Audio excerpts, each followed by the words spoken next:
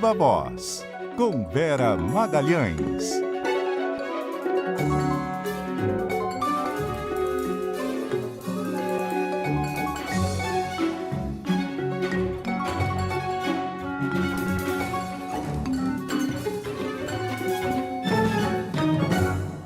Vera Magalhães, muito boa noite, tudo bem?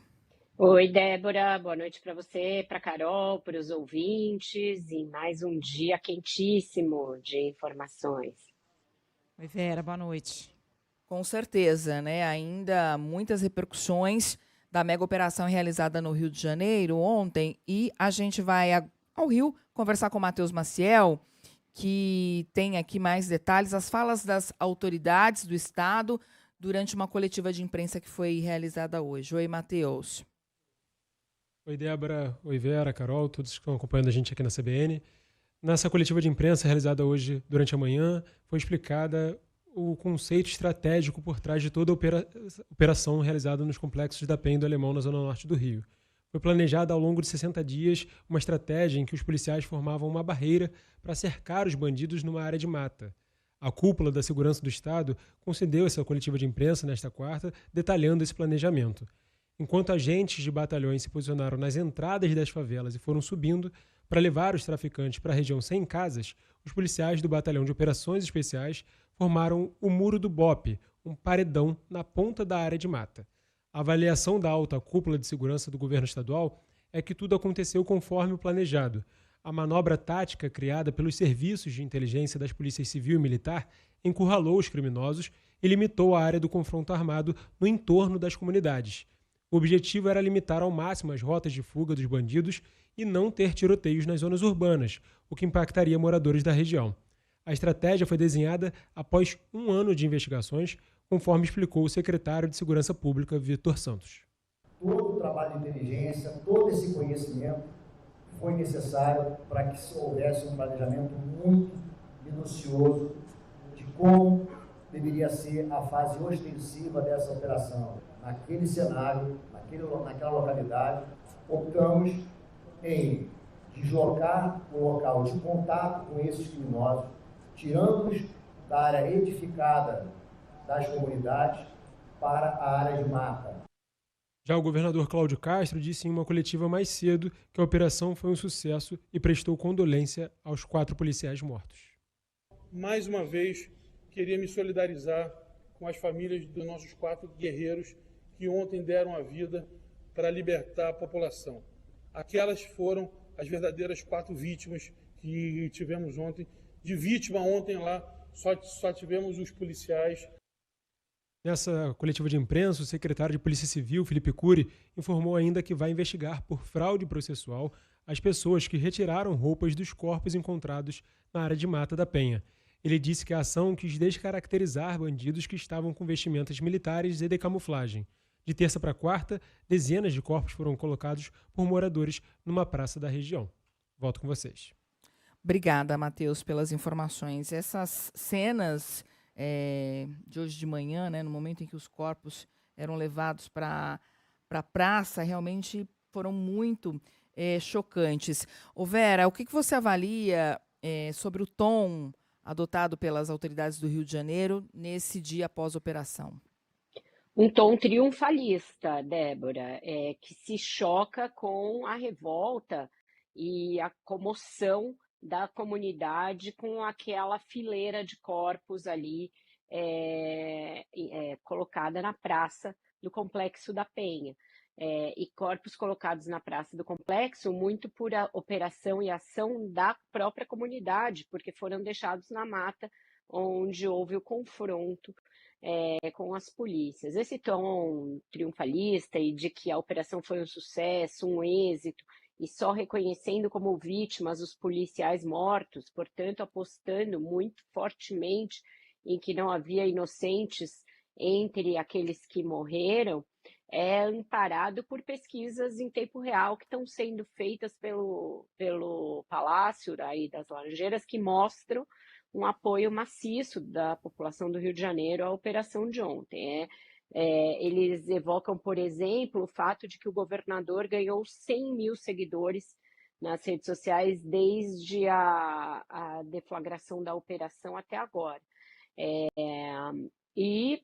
Defendem ponto a ponto os aspectos mais questionados da operação, né? O porquê da alta letalidade, dizem que quem se entregou não foi vítima, portanto, negando que tenha havido execuções, como alertam ali alguns integrantes de grupos de direitos humanos e familiares das próprias vítimas, e negando que tenha havido uma predisposição das polícias em praticar mortes e de privilegiar mortes à prisão dos suspeitos para averiguação. Então, dizem que ali naquela região de mata não havia ninguém que fosse morador, que estivesse ali passeando, eu vi essa expressão, ninguém estava ali passeando na mata.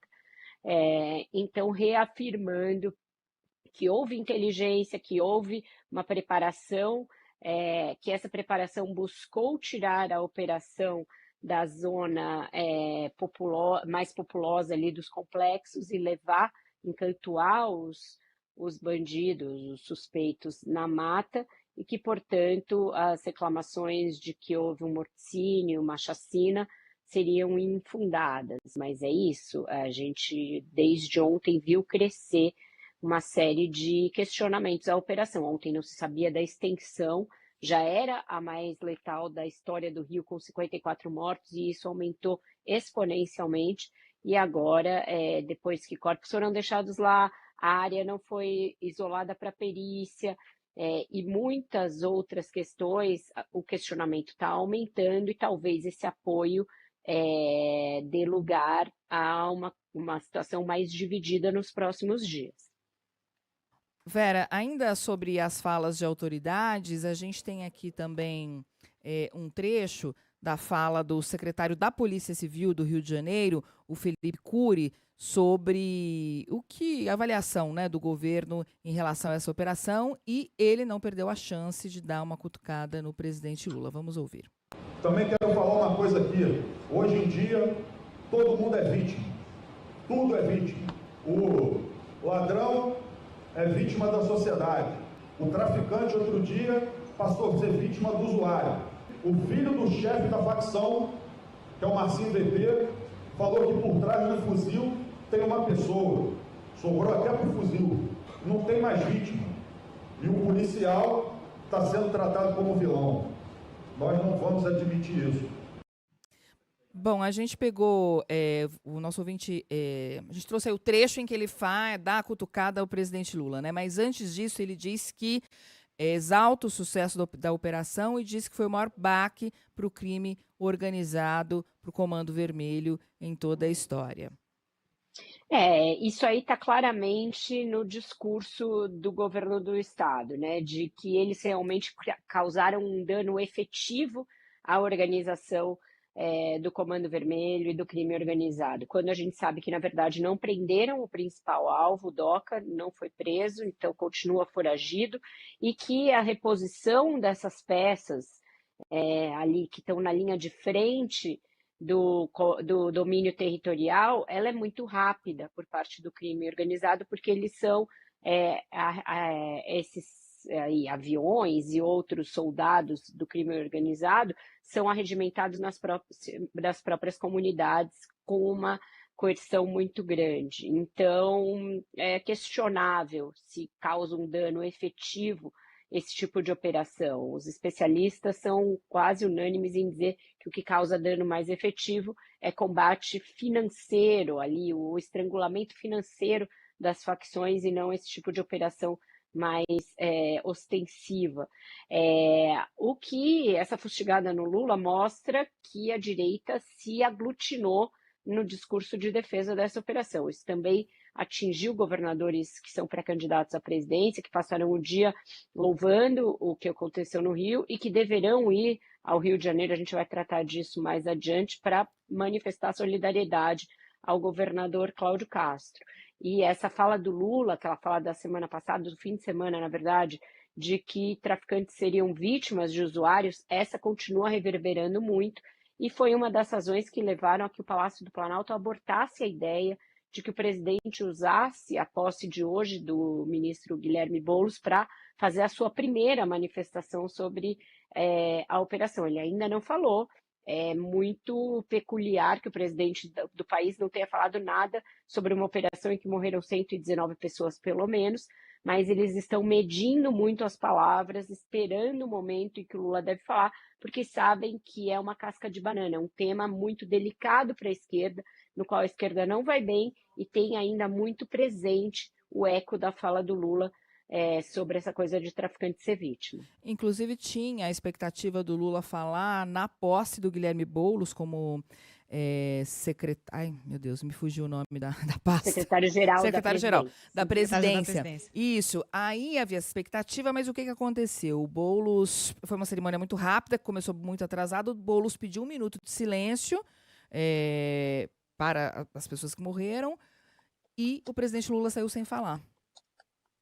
Exato. Foi por esse cálculo de que poderia sair pior a emenda que o soneto e que ele poderia cometer algum outro ato falho que agravaria essa visão de que o PT é pró-bandido, o governo é pró-bandido, que são contra a polícia, etc. Então, evitaram que ele falasse nesse momento que tinha muita plateia, que ele poderia se empolgar, e ele deverá falar numa ocasião mais controlada, com uma fala mais bem escrutinada pela SECOM, pela Casa Civil, pelo entorno mais próximo ali do Palácio, né?